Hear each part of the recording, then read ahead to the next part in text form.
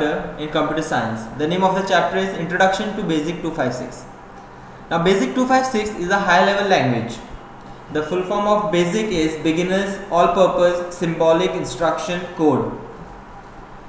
So we will see how the program runs over here. First of all, how to open this program. I will close this and then I will show you how we have opened it.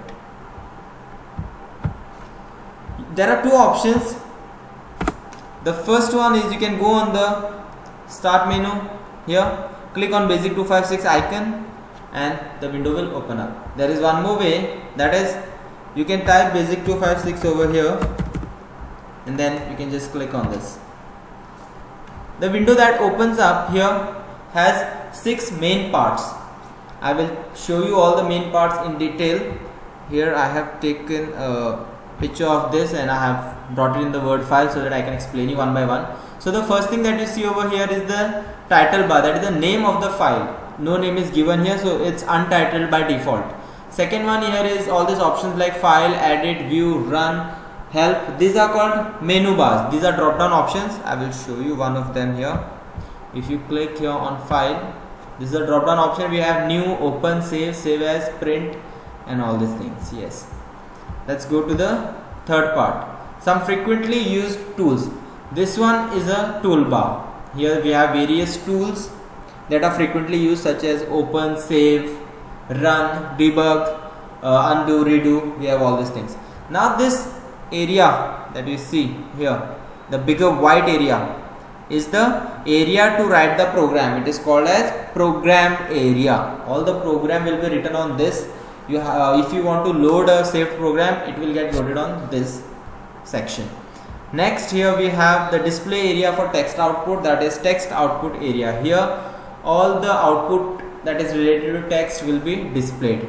Next we have graphics output area. We can also run programs that generate graphical output in Basic 256. The output in the form of pictures, shapes and graphics is displayed in this area. So we have 6 options. The first one is title bar, second one is menu bar, after that we have toolbar, program area, text output area and the last one is graphics output area. So now we are familiar with the open screen, that the first window that pops up when you open the application.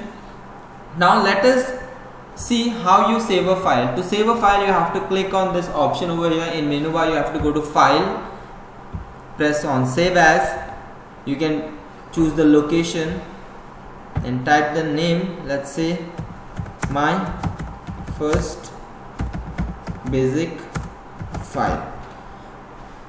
Here if you see save as type, it is .kbs. This is the extension that tells us that this file belongs to Basic 256. Here you can press save here and now the name has changed to my first basic file .kbs. So this is how you save a file, and similarly you can also open a file which is saved already by clicking on the open option. Next thing that we are going to see is writing and executing a program. How do you write a program and how do you execute a program? So let's say I want to write a program which will say hello to a particular person. So the name of the person is Sam. So I will type here. So you have to write this double inverted commas here. Let's say it is Sam. Then I have written the program.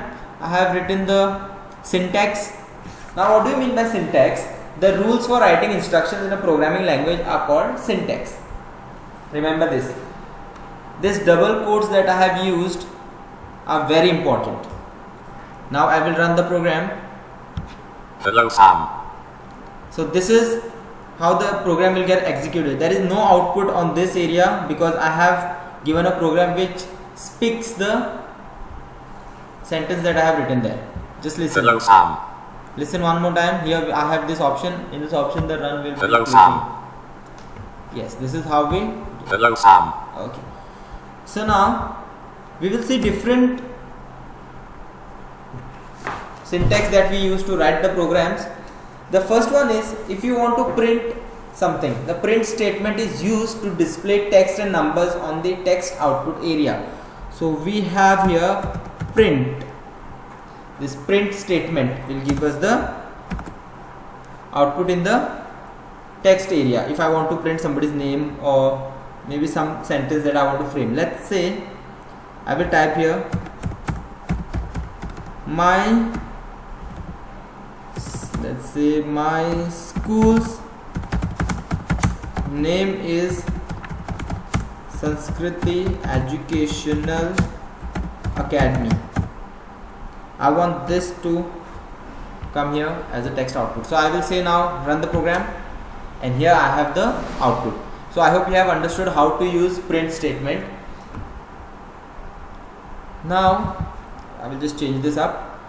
Let's say I want to add two numbers.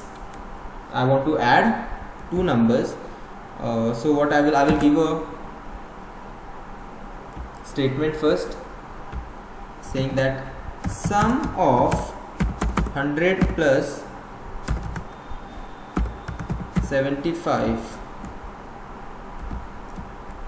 is equal to double quotes.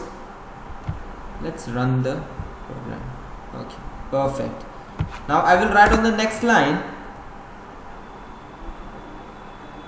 print, and I will directly write the arithmetic expression that I want to be solved. I will not put any double quotes.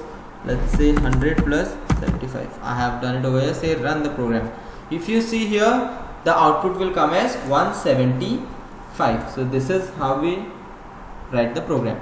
Now if you want for getting output of several print statements on the same line, use a semicolon at the end of each print statement. If you want this come to the same line, you can just put a semicolon over here. Let's see, and the answer is 175. So I hope you all have understood what is basic 256, how to write print statement, how to use the print statement, and you have understood what is syntax. Syntax is the rules for writing instructions in a programming language.